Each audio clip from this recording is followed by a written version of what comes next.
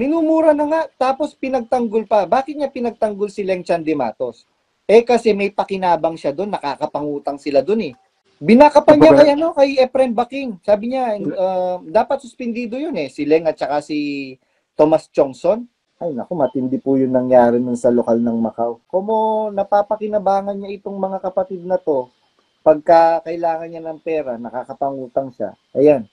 Kaya nakakalungkot Brad Ferdy yung nangyayari ngayon. Siguro kung buhay si Brad Ellie, hindi ka magkakaganyan. Merong kalalagyan niyang mga hinayupak na yan. Opo. Yun nga rin po yung sabi rin ng misis ko.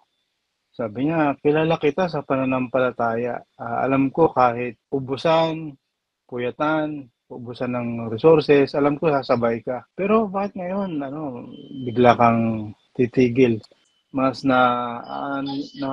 asikaso ko yung pamilya ko, mas nakakausap ko yung misis ko, yung anak ko. Baliwa ko, mas mainam ka ako ito. Kung noon pa ako, naisip ko na ito, dapat noon pa ginawa ko na. May nadaanan pa akong video ni Dad Eli, sabi niya, ang pagsamba sa Diyos, hindi naman yung pumupunta ka sa, sa pagkakatipon eh.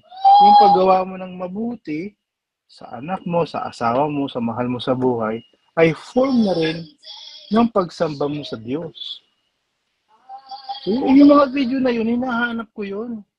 Ngayon wala na. Tapos, nagyabang pa itong si Bonjing na wala kaming binago. Tapos, sususugan pa rin ito ni Rodel na, opo kuya, wala po tayong binago. Tapos, isa pa to si Halukay Ube, opo kuya, wala po tayong binago. Anong walang binago? Obvious yan, no? Nasaan na ang dating daan YouTube channel? Pinatay ninyo. Mga ulupong kayo. Patay nyo yung legacy ng matanda. Tapos sasabihin ninyo, the legacy continues. Kagaguhan na lang yan. Ako po si Bradford Petalio from local of Hong Kong. Ako po ay, ang huli ko pong naging kalokohang posisyon sa lokal ay local coordinator. Tapos, at the same time, GS po ng lokal ng Hong Kong. At ako po yung nagbabalita rin po sa UNTV, opo. Na nung nagkasakit ng chronic disease ay iniwan na lang sa ere. Mm-hmm. Ako po yun.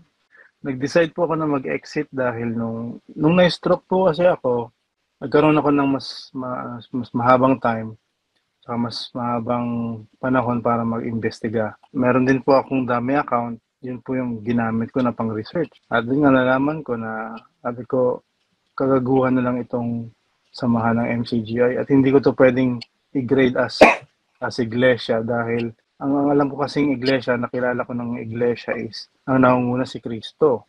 Mm-hmm. At ang unang-una kong napansin, sabi ko, kung itong taon to ay sa Diyos, bakit inaangkin niya yung title ng Panginoong Hesukristo? Hindi niya dinadrop yung pag-a-address sa kanyang kuya, talagang tinatangkilik niyang tawag sa kanya kuya, ang simulat sa pool, ang alam kong kuya ay ang Panginoong Hesukristo. So doon may mga conflict na ako doon, sabi ko, itong nangunguna to pang tao to, pang kapritsyo na lang ito eh. Nga po nung nagre-recover ako, mabigat sa kalooban ko dahil yung mga tao na ini-expect ko na ang akala ko, kapatid ko sa pananampalataya, kaibigan sa pananampalataya, sasaludar sa pinagdadaanan ko, walang nangyari.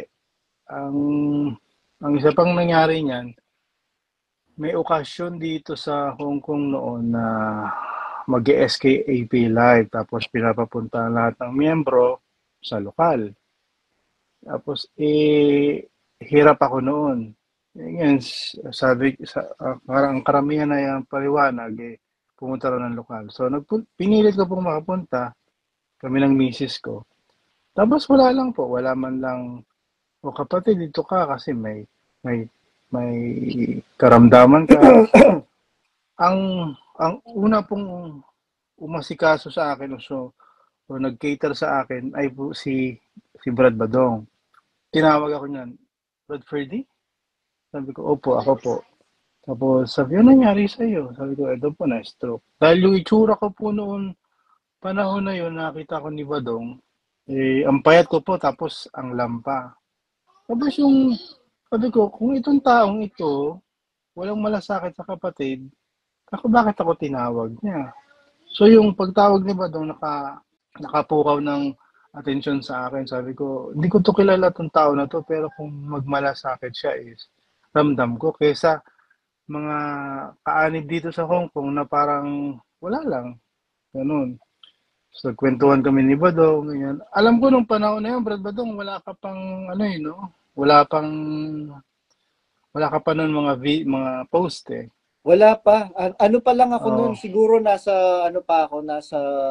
antas pa ako na closet na ako na hindi ko pa alam na closet na pala ako.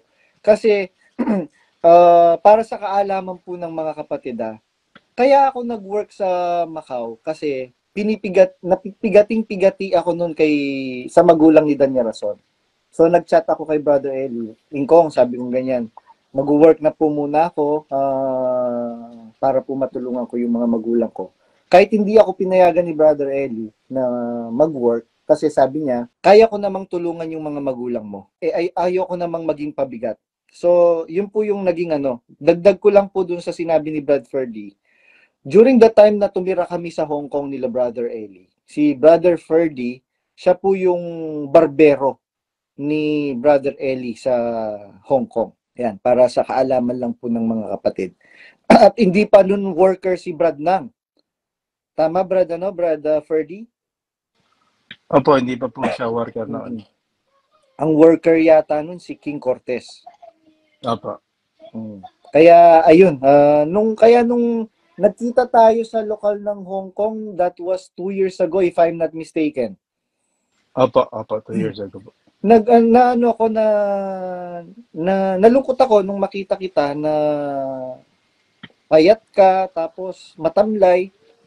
Tapos nung kinausap kita, nagtataka ako bakit yung mga kapatid nakatingin sa akin. Nag-o-observe ba na ako nun? Tapos ni-report kita kay Brad Ramis.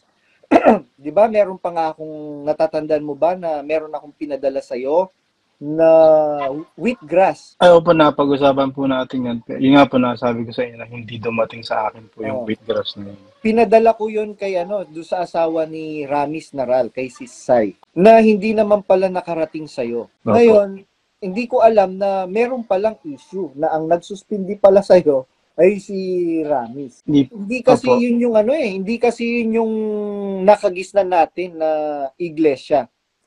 Alam ko, kasi kasama namin si Brother Eli during that time, na pagka ang isang kapatid ay suspindido, hindi yan pinandidirihan. Lalo na kung ang kapatid na nasuspindi ay nakasama mo minsang panahon ng buhay mo na bumabalikat, nagpupuyat para sa gawain. Kaya, 'di ba, sabi ko sa iyo noon, Brad Ferdy, wag mong pababayaan yung sarili mo. Lagi kang mananalangin. Ang Diyos hindi liko upang limutin ng iyong mga gawa, ang ating mga gawa. Marahil nagkamali tayo minsan panahon, pero ang Diyos hindi naman niya nakakalimutan yung mga ginawa natin. Sabi nga sa Biblia, ang magpainom ng isang sarong malamig na tubig, alang-alang sa pangalang alagad, hindi mawawala ang ganti sa kanya. Biruin mo, ilang years kang ilang dekada kang naglingkod sa gawain. Tapos nagkamali ka lang, na-late ka lang, hindi ba po pwedeng mapagpahinuhuran yon? Dahil na-late ka kasi meron kang trabaho. Di ko po talaga naintindihan. Sabi ko, hindi ako masamang tao. Hindi ako nang abuso ng kapatid. Hindi ako nakipagrelasyon sa isang kapatid o tagalabas. Hindi ako lumaban sa espiritu.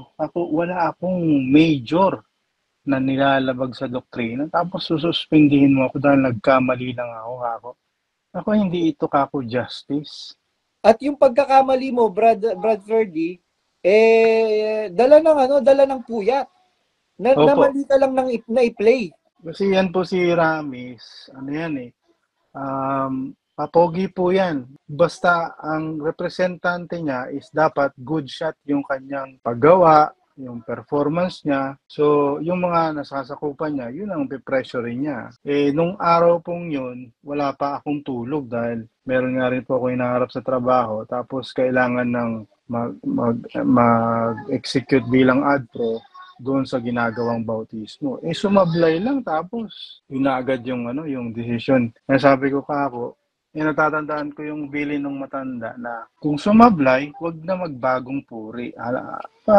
Accept mo na lang na nagkamali ka. Ganun na lang. Kaya sabi ko, kung nagkamali, di ako. Kasi pinaliwanag ko pa kung paano ako nagkamali.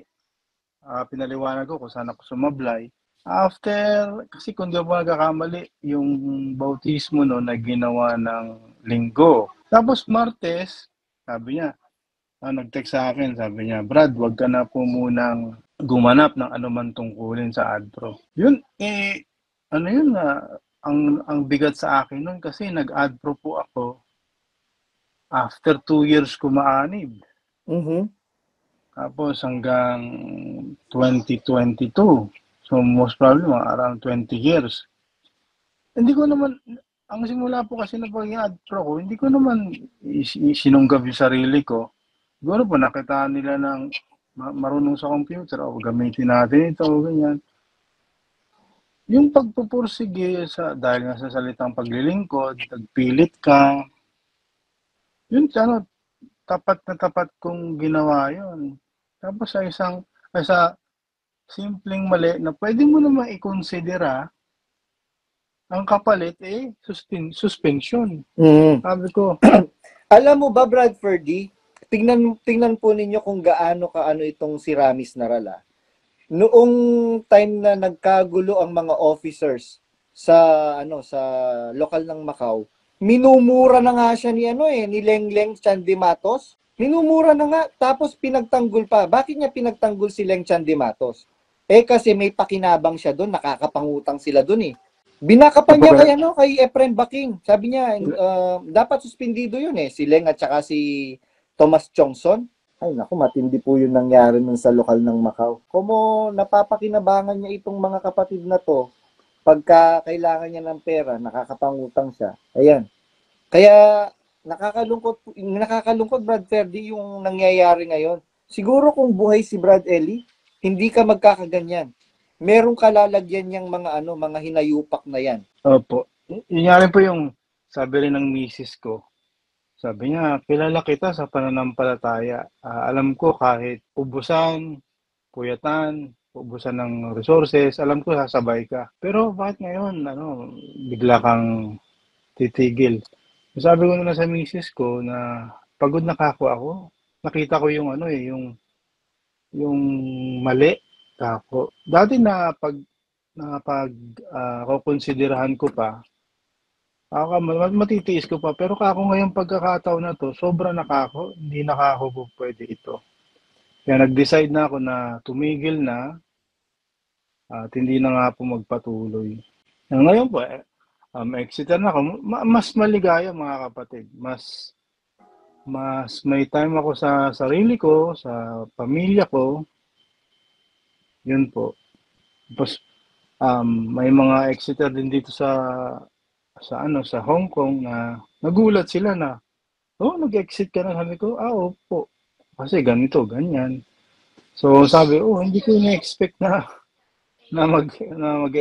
mag-exeter ka dahil napaka-supportive mo sa gawain. Sabi ko, nakita ko po yung mga mali. Sabi ko, hindi na ako magpapapanggap o magpapagamit sa mga mali. Kaya yun, tumigil na po ako. Kasi ang ganda nung sinabi mo, Bradfordy, na pagod na ako. Alam niyo po ba mga kapatid, ang paglilingkod sa Diyos na itinuro ng Panginoong Jesucristo, nakasulat po yan sa Mateo 11:29 hanggang 30. Sabi ng Panginoong Jesucristo, pasanin ninyo ang aking pamatok at mag-aral kayo sa akin, sapagkat ako ay maamo at mababang loob, at masusumpungan ninyo ang kapahingahan ng inyong mga kaluluwa. Ito ay sapagkat madaling dalhin ang aking pamatok at magaan ang aking pasan. Yung po palang pamatok na ipinapapasa ng Panginoong Hesukristo ay madaling-dalin at magaan. Pero itong pamatok na itinuturo at ipinapapasan ng iglesia ni Daniel Rason, mga kapatid, ay naku, napakabigat. Napanood mo ba yung live kahapon, yung kapatid na Brethren Saure? Sabi niya, Lintok magmula nung naanib ako hanggang ngayon gipit pa rin ng iglesia. Hindi na tigil yung kagipitan ng iglesia. Sabi nung kapatid. Totoo po yan. Ganyan ba mga kapatid, Brad Perdi? Ganyan ba ang Diyos na pinaglilingkuran natin? Hindi ba ang Diyos na ipinakilala sa atin ay Diyos na makapangyarihan sa lahat? Diyos na gumawa ng langit at lupa. Tapos, gipit siya lagi? Nung ministeryo nga ng Panginoong Hesukristo, Brad Perdi, hindi naman nangolekta yung mga apostol. Kaya nga sabi ng kailangan nilang magbayad ng buwis. Sabi ng Panginoong Hesukristo kay Pedro yata yon, pumunta ka sa sa dagat. Yung unang isdang makukuha mo, buka mo yung bibig niya, maglalabas siya ng merong barya doon. Hindi nakapagbayad sila ng buwis. Ba? Tapos itong iglesia na to, nakakapagod talaga. Sobrang nakakapagod. Biruin po ninyo mga kapatid kilala ko po kasi ito si Brad Perdi, minsan panahon na destino po ako sa Macau. Yung Macau magkasama po ang Hong Kong, mga kapatid. Pag kami gawain sa Hong Kong, pumupunta po kami. Como manggagawa po ako. So, at before pa po ako madestino sa Macau, noong pong tumira po kami nila Brother Eli doon sa Hong Kong, that was 2004 yata yun, no, Brad Perdi? Opo, mga ganun po. 2004. Kilala ko na po si Brad Perdi. Nalungkot ako talaga nung makita ko siya na hindi na siya pinapansin ng mga kapatid. Sabi ko, bakit nagkaganito ang mga kapatid sa Hong Kong? Granting na nagkamali itong kapatid. Hindi ba natin po pwedeng patawarin? Hindi ba natin pwedeng akayin pabalik? Kaya nga malaki ang pagbabago sa ministeryo ni Daniel Rason during the ministry of Brother Eli. Well, in fairness kay Brother Eli, malingap si Brother Eli sa mga kapatid as far as my knowledge is concerned. Kaya nga pagka merong mga kapatid na lumalapit, umihingi ng tulong, ayaw tulungan ng mga manggagawa, ako nilalapitan kahit saang lugar. Kasi alam nila, pag sa akin sila lumapit, nakadirekta ka agad kay Brother Eli. At hindi po pwedeng humindi kahit ang admin kay Badong. Bakit? Masusumbong sila. Kaya ganun. Kaya nga si Ramis, takot din yan sa akin nung buhay si Brother Eli Takot yan si Ramis kay Badong. Kaya lang ngayon makamandag na si Ramis. Akala niya yung kamandag niya mananatili habang buhay. Hindi niya alam yung kamandag na meron sa ngayon ay kamandag galing kay Satanas. Brad Ramis, hindi ka naman ganyan dati sa aking pagkakakilala. Pero sabi nga ni Sis Betlog 2, naku, si Ramis, Bulacan worker pa lang yan, mayabang na yan. Wala naman tayong pag-uusap doon kung mayabang ka o hindi ka mayabang. Ang pag-uusap dito, Ramis Naral, biruin mo, hanggang ngayon pinapablock mo si Badong sa mga kapatid dyan sa Macau, sa Hong Kong. Pero, alam mo ba, Ramis Naral, naku, no talk na lang ako. Magugulat ka na lang isang araw, wala ka na palang opisyalis sa lokal ng Macau. Ubus na ang opisyalis mo sa lokal ng Macau. Bakit? Yung sistema ninyo kasi bulok na sistema. Biruin mo, manggagawa ka. Pinupwersa ninyo ang mga kapatid na tumulong. Ikaw ba, Ramis Naral, meron kang trabaho? Wala pong trabaho yan. Wala siyang trabaho, pero naka-MacBook, yung latest na MacBook. Pero naka-iPhone, yung latest na iPhone. Pero naka-Apple Watch, yung Apple Watch Ultra. Walang trabaho yun, At signature lahat ng gamit. Sana kinukuha yung Parang si Resty Reyes lang at saka si Efren Baking. Biro mo, Resty Reyes, yung sasakyan mo naka-auto debit. sa bank account ng lokal? Sino ang nagbabayad ng sasakyan mo? Mga kapatid, hindi ba kayo nahihiya niyan sa inyong mga balat? Sa bagay, yung balat ni Resty Reyes, hindi naman hindi naman tinatablan ng hiya. Makapal eh. Kahit siguro pakuluan mo, pressure cooker mo yung balat ni masisira yung pressure cooker. Ngayon, mga kapatid, sa tingin niyo po ba, naninira lang po kami? Mga kapatid, lalo na mga kapatid sa Hong Kong, ayan, narinig niyo si Brad Ferdy. Mga kapatid, itong si Brad Ferdy, kung meron pong nakakakilala sa inyo, mga kapatid, sa amin, sa atin, mas kilala niyo po itong si Brad Ferdy. Brad Romy, Sis Maricel Salonga, maawa naman po kayo sa mga kaluluwa po ninyo at mga kaluluwa ng mga kapatid. Ako mahal ko kayo, Brad Romy. Sis Maricel, mahal ko kayo. Dahil alam ko na mabubuting tao kayo. Kaya lang, huwag kayong maging panatiko sa mali. Sabi ni Brad Ellie, pag mali, lalayasan. Pag nakasumpong ka ng mabuti, gawin mo agad. Ano ba yung nasumpungan namin mabuting mga exiter? Nasumpungan namin na itong palang si Daniel Rason na itong tampalasan at lilo na si Daniel Rason, nagpapakilalang Diyos. Biro mo hindi ka nagpapakilalang Diyos, piyesta ng Diyos ninyo. Ang ipinusisyon ribulto mo, Daniel Rason. Hindi ka ba nagpapakilalang Diyos nun? Buti pa yung mga ribulto ng mga Katoliko, matatangos ang ilong. Yung ribulto mo, pango. Hindi ka na nahiya sa balat mo. Daniel Rason, sabagay, pare-parehas kayong balat buhaya.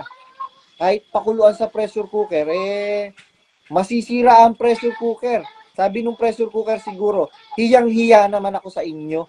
Ngayon, mga kapatid, magunos dili kayo. Kilala ninyo ang inyong mga miyembro ng pamilya bago pa po kayo umanib sa relihiyon na yan. Ngayon, kung nag-exit lang ang miyembro ng inyong pamilya, itatakwil niyo na po, mga kapatid na kabataan, mga kapatid na mga katandaan, hindi ba kayo naaawa sa inyong mga pamilya, sa inyong mga anak, sa inyong mga magulang? Masakit po yun, mga kapatid, biruin mo. Bibisitahin mo yung nanay na magbe-birthday, sasabihin sa'yo kung mo exiter ka ba't ka pa pumunta? Mga kapatid, hindi na po yan yung espiritu ng kaamuan na itinuturo ng Panginoong Hesukristo. Espiritu na po yan ng kabagsikan na galing kay Satanas. Tandaan po ninyo, mga kapatid, yung espiritong bumababa mula sa Ama ng mga ilaw, maamo po yun, mga kapatid.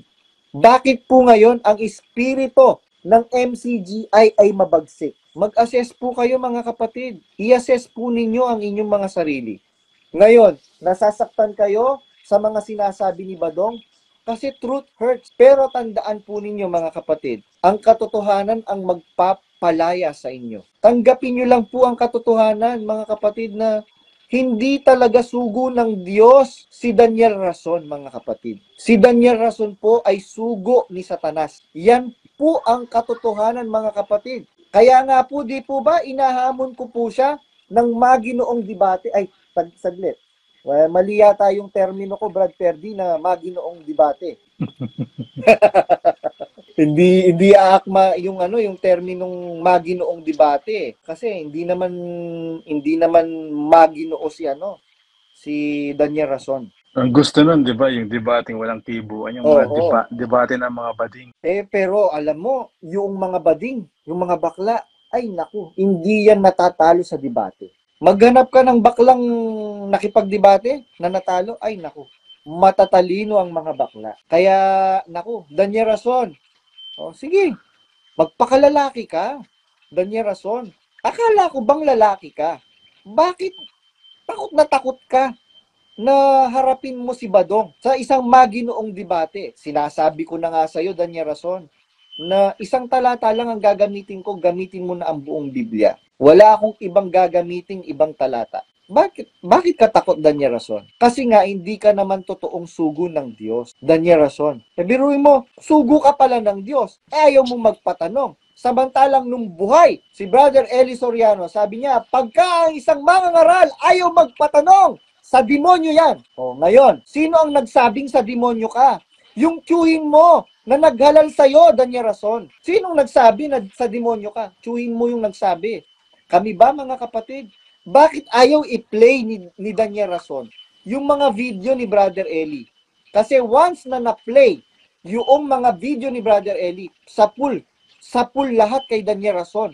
Yung mga sinasabi ni Brother Eli, wala. Lagpak ka mismo kay Brother Eli, Daniel Rason.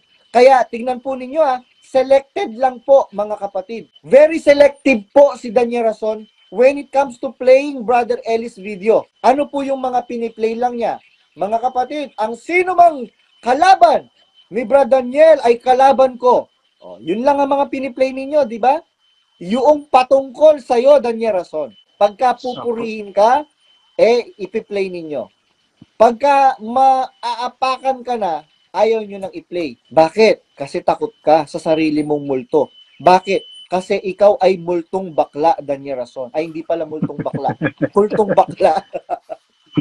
Opo, totoo nga po yan.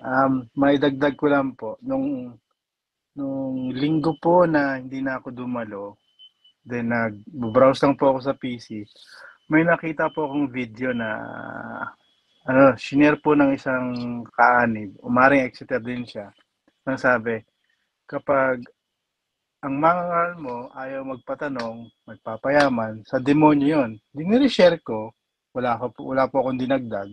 Tapos after few hours, may nag-PM sa akin. Sabi niya, akala ko ba tahimik ka lang? Bakit ngayon tinitira mo yung mangangaral namin? Yung panahon pong yun, kasagsagan nung confusion ko sa stroke. Kaya sabi ko, kaysa patulan ko itong delusional na to, itong dilulo na to, sabi ko, hayaan ko na lang. Andun pa rin po yung post na yun, yung video na hindi ko po tinanggal. Sabi ko, yan naman kako ang totoo. Kaya tapang-tapang mo nga yun sa Minsan, ewan ko po kung naalala nyo, meron yung intro, yung si DSR na about kaloob. Yung buwisit na video na yun, na-dengoy din ako nun sabi ko, lahat pala ito kako, script. So, yung nauna, script ni Bes, itong ngayong panahon niya, script ni DSR. So, lahat, nang naiintindihan ko po, lahat ng mga nangyari, mga kapretsyo lang ni DSR ngayon. Kung anong mga gusto niya mangyari, punta ng bundok, punta ng ibang bansa. So, lahat ito para sa akin, script niya lang yan. So, mag-ingat tayo sa patibong niya. Correct. Kasi sabi ko, kung si Badong, simpleng tao, wala namang power, wala namang kakayanan, hindi niya maharap-harap. Ano pa kako itong taong ito na nagyayabang-yabang, nagtatapang-tapangan, nagbabanal-banalan, nagiging, alam mo kung sino kako. Sabi ko, lahat ito kako, bluff lang ito script lang ito ni DSR. Ayaw ko nga siya tawagin KDR, yung bullshit na yan. DSR lang ang tawag sa kanya. Kasi, ayaw ko talaga siyang, simulat sa pool, buhay pa nun si Bes. Nung marinig ko yung pinagpapatuloy pa rin ni DSR yung salitang kuya, sabi ko, mali, kahit saan mo tingnan, isa lang ang kuya sa loob ng iglesia. At yun ang Panginoong Hesukristo. Period. Ngayon, kung ayaw mong bitawan yung pagiging kuya mo, wala akong pakialam sa iyo. Pero isa lang ang alam kong kuya. Yun ang Panginoong Hesukristo. Yun. Ito po sa akin, sa personal opinion ko, itong latag na itong mga galawan ni DSR, lahat lang po itong script. Mga Exeter, sinisiraan. Mga Exeter, pinapainit. Iniinis tayo, iniinis yung mga sa loob ng organisasyon nila. Minamind tune sila para kainisan nila yung mga nag-exit. Kaya hindi alam ng mga nasa loob ng organisasyon, itong mga nag-exit na ito, nakakita ng totoong katwiran. Hindi ito sa galit o sa inis, hindi May natatandaan nga pong isang diwa sa Biblia na ang patama natin noon huwag gagawa ng imahe. Ngayon sa patama ngayon sa Katoliko. Pero sa Katoliko, physical image. Yung naisip-isip ko po, kako itong si DSR gumagawa rin ito ng virtual image sa mga miyembro nasa loob ng organisasyon. Kaya sabi ko, mas karumal-dumal din ito si Daniel Rason Dahil gumagawa rin siya ng image sa isipan ng mga miyembro na siya ay Diyos. Mhm. Sabi ko kako, eto katuparan kako yung sa Exodo.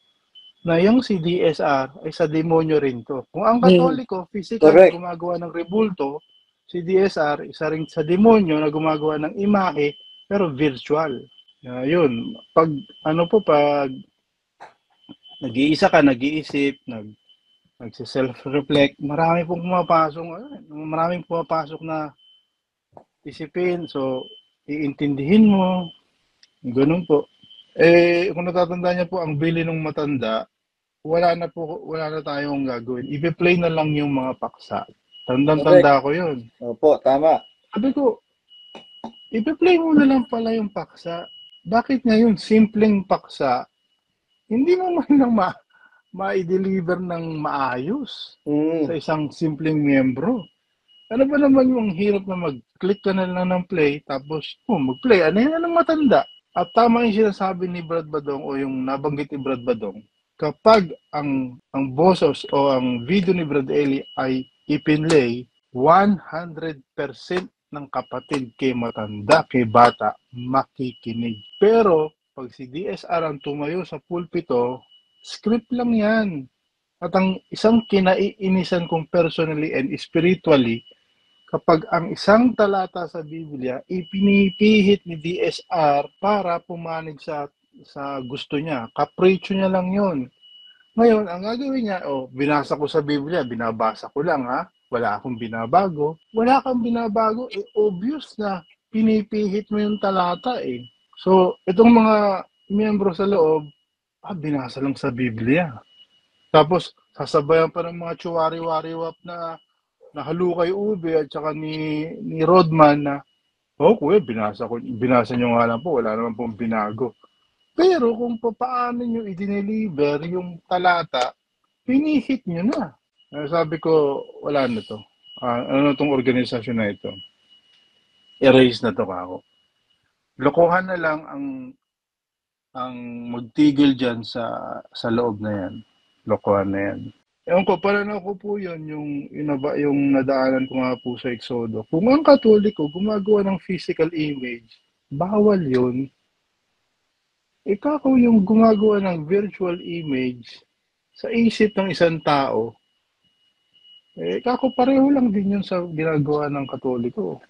Gumagawa ng wangis sa isa kaisipan. Kaya po, yung kanina nga po sa GC napasilip ako, nararamdaman ko po yung pinagdadaanan ng kapatid. Ako po kasi na-stroke. Going 3 years na po ako. To be exact po, 2022 October 2. So, kakatatlong taon ko pa lang po nung October this year. Yung na-stroke na ako, mas na asikaso ko yung pamilya ko, mas nakakausap ko yung misis ko, mga anak ko. Baliwa ako, mas mainam ka ako. Kung noon pa kako, naisip ko na ito, dapat noon pa ginawa ko na. Kasi may nadaanan pa akong video ni Dad Eli. Sabi niya, ang pagsamba sa Diyos, hindi naman yung pumupunta ka sa pagkakatipon eh. Yung paggawa mo ng mabuti sa anak mo, sa asawa mo, sa mahal mo sa buhay, ay form na rin ng pagsamba mo sa Diyos. So, yung mga video na yun, hinahanap ko yun. Ngayon wala na. Tapos, nagyabang pa itong si Bonjing na wala kaming binago. Tapos, sususugan pa nito ni Rodel na, opo kuya, wala po tayong binago. Tapos, isa pa to si Halukay Ube, opo kuya, wala po tayong binago. Anong walang binago? Obvious yan, no? Nasaan na ang dating daan YouTube channel? Pinatay ninyo. Mga ulupong kayo. Pinatay nyo yung legacy ng matanda. Tapos sasabihin ninyo, the legacy continues. Kagaguhan na lang yan. Kagaguhan yan. Wala nang YouTube channel ng ang dating daan. Wala na. May screenshot pa nga ako nun dati, hindi ko na siya makita eh. Broken na yung mga videos noon. So, ibig sabihin, broken, deleted na yung mga videos. At ang iniwan na lang nila, yung mga papuri na lang kay DSR. Tapos sasabihin, wala tayong binago. Bagkus, dinagdagan pa nga natin. Sabi ko, eto na naman tayo. Ang isa pa nga po niyan, kamakailan, nag-browse po ako, may kumuha ng pukaw sa akin na ang satellite ay hoax o ang satellite ay hindi yan totoo. So ang major communications pa rin dito sa buong mundo ay through fiber optics, copper wire. So physical means pa rin yan. So yung